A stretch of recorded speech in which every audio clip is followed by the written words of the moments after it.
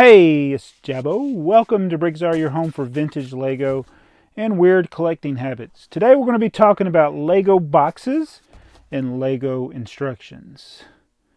So, if you've been watching the channel for any amount of time, you've seen quite a few things I've done with boxes. I've collected boxes and I've destroyed boxes, so I'm a little bit conflicting to the casual viewer, depending on which video you see. You might think I'm just one of those guys that hoards a bunch of boxes, or you might think I'm the guy that just needlessly destroys boxes. And what about instructions? Well, I've not officially destroyed any instructions. I've got quite an extensive collection of instructions. And this box from eBay has some instructions in it. So I'm excited to show you what's in there. This is something on my most wanted list. Most wanted. And I appreciate this. I got a tip on this. And again, whoever tipped me off, what's the expression, tip me off? I can't remember if it was on Instagram or Facebook, and I did scroll through about 20 Instagram messages trying to figure out who it was, and I'm sorry I forget these things because I get dozens and dozens of these messages. And so yeah, he sent me the link to the eBay auction. So say if you know who you are, comment on whatever you commented before, and then I'll try to put it in the description. I'm sorry I forget these things, but yeah, this was a tip from a viewer who saw it go up for sale. I made an offer. He made a counter offer. I made another counter offer. He made another counter offer, and I accepted it, and I probably shouldn't have. All right, so we'll talk about this and a little more about Lego instructions and boxes. And I'm wearing my cheat sheet today. This is another VSAUCE shirt, and it's like if Dustin had this shirt in Stranger Things, they wouldn't have needed to call Susie and have to sing Never-Ending Story and then get Planck's constant, because Planck constant's on here. It's 6.62607, something else. And then, I got the gravitational constant, the Boltzmann constant. It's got conversions for tablespoons, pints, grams, light years, speed of light in a vacuum. It's got pi to about 50 places. It's got all kinds of equations for different geometric shapes. It comes in handy. You probably would get in trouble if you wore this to your math final and they didn't want you to have notes. But that's my cheat sheet, and I'm sticking to it. And I can't say I've never sung Never-Ending Story now. Turn around, you see, look at what. All right, so let's get to the package here. And so already I need to commend the seller for packaging this, which appears to be very well for what it was. It's just an instruction manual, but it looks like they put it in a box wrapped in paper. Hold on. That can only mean one thing. It's a priority mailbox, probably. Let's see here. Nope, it's just a white box. I wonder why they wouldn't have. It's a Target. It's Target paper bag. I don't know why they did that. Didn't have to do that. You could have just put the label on there, but they went for all-out protection. Okay, here we go.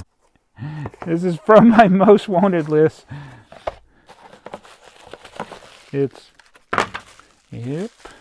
even more wrapping.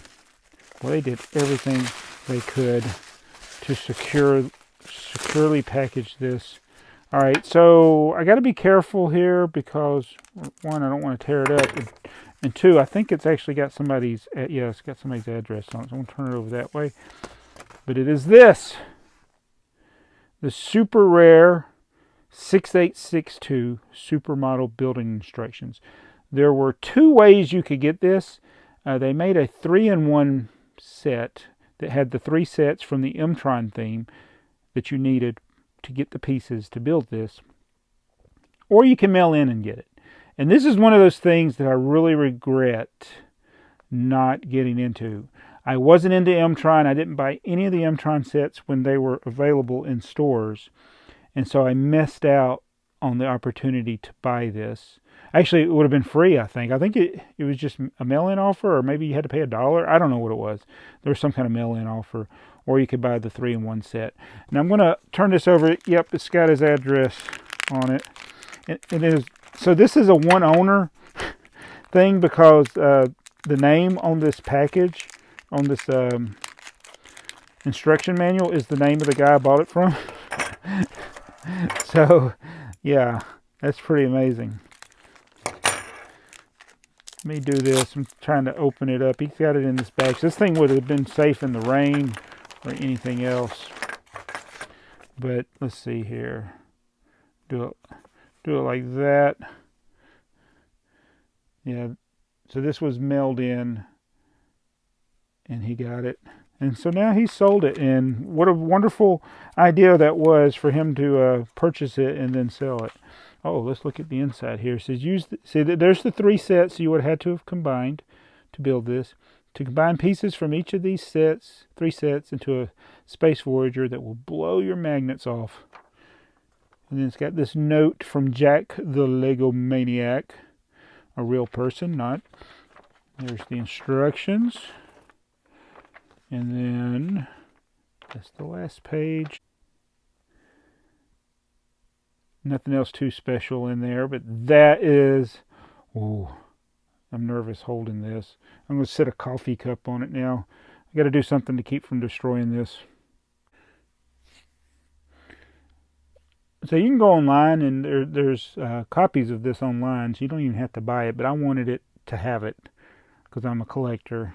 So I'm putting it back in here so it doesn't get destroyed. It's actually in excellent condition. Good job. Now I got to remember where I put my M-Tron sets. I know I have them all together, but super duper rare instruction manual. Rarely ever comes up for sale, and it usually goes for ridiculous amounts. I'm afraid to tell you what I paid for it. Go look it up on eBay. You might can figure it out. All right, so I have a question from Michael Milano, who says, "Hey Jabbo, love the channel. I was wondering if it's worth selling original boxes and or instructions on Bricklink in terms of making a profit. Thank you, #BAT."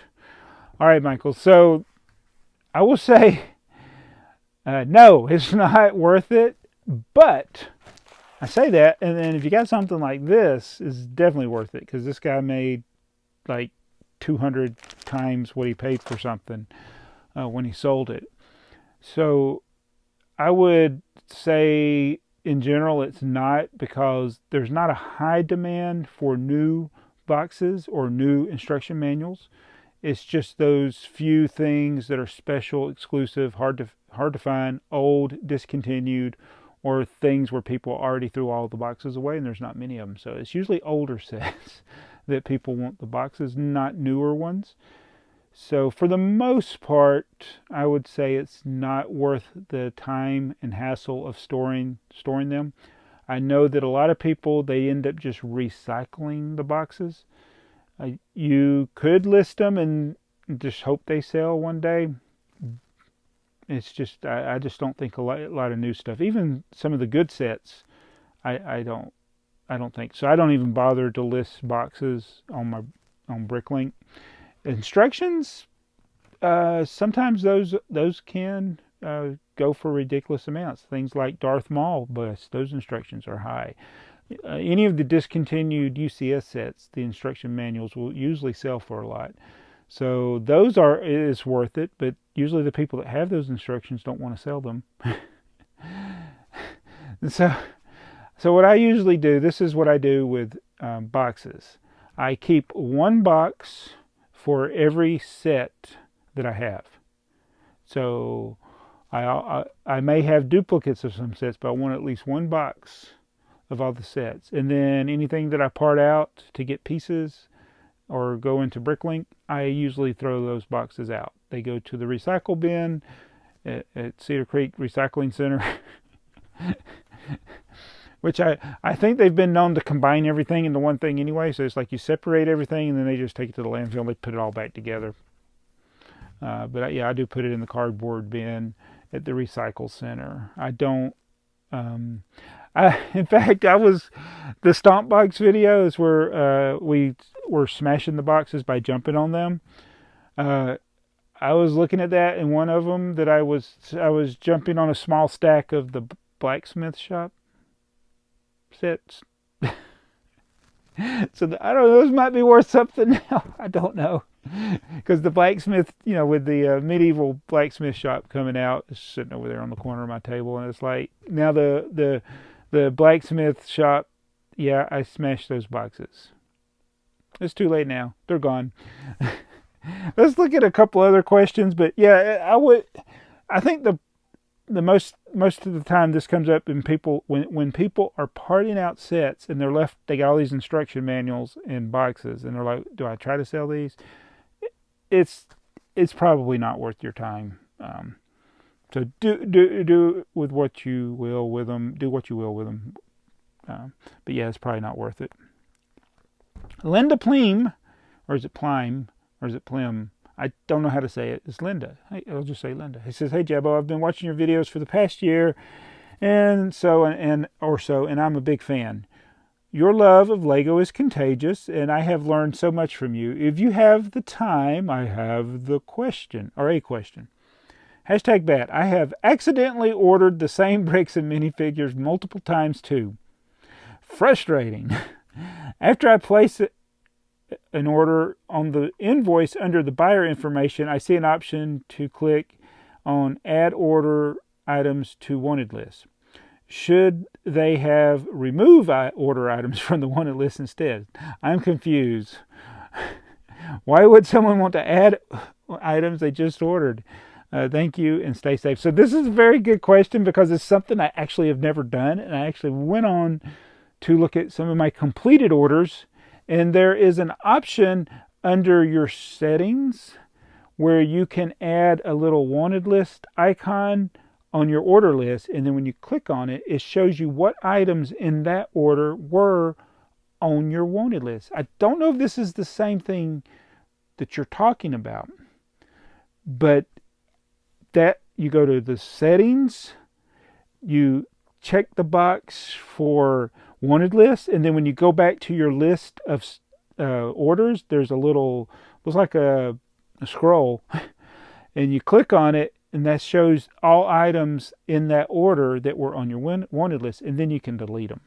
So yeah, it wouldn't make any sense to add items to your wanted list after you just bought them, because usually people are removing items from the wanted list after they buy them. But I think this will be the thing for you to do. So it opens up, you click on it, it opens up your wanted list, shows everything in your order that was on your wanted list, and then you can delete them or delete the quantity of them that you ordered. So I hope that helps answer the question. I didn't try the thing where what you were talking about, but yeah, it doesn't make any sense. But I think that add features there are so many options on there that a lot of people don't know are available, and they are for things like this. And there's other ones. There's, I don't know, I can't remember, like 20 check boxes there, and I don't have them all checked because I don't need all of them on my thing. But everybody can look at those and see, wait, would this be useful for me? One day I'll need to go through and look at every option on Bricklink, whether you're selling or buying, because there's a lot of tools there. I just think people aren't aware of them. That was a really good question, and I don't think anybody's ever asked that before, and it's actually a very useful thing to keep from ordering duplicates of stuff. Remove them from your wanted list after you buy them. I usually still don't do it. I got to clean up my wanted list. It's in bad shape. What you see? That's the person who asked the next one. Says, what's the best or easiest way to separate out vintage bricks from the rest? Oh, that wasn't related to boxes. Well, I'll go ahead and answer that question because it's if you were going to ask just one thing to help separate vintage parts from more modern parts, I would say for bricks, and it's going to be the pip on the side of the brick. It looks like a little nick in the brick. When you see that, you know you got an older piece. So I think with bricks, that's the easiest way. But again, I'm not going to go into a lot of detail. Most of the modern plates and bricks, the pip, the little piece that was holding it when it was being molded, it's actually on a stud. There'll be one stud that looks like it's deformed or got a little mark on it. If you look at all your plates and bricks, you'll see that one stud that's got that mark. That's where they held it in the mold. And originally it was on the side of the brick, so it looked like you had a nick on the side of the brick. So not related to boxes, but a good question. And I'm just not interested anymore in separating them out too much by exact years. There's other things you can look at, but I think that's the number one thing for telling older parts. So David Thompson, man, that guy had one of the craziest vertical leaps ever.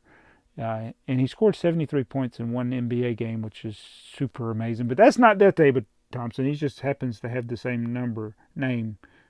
Wait, if this is David Thompson that used to play for the Nuggets, I'm actually going to be very happy. But if not, I'll still be happy because he comments on a lot of our videos.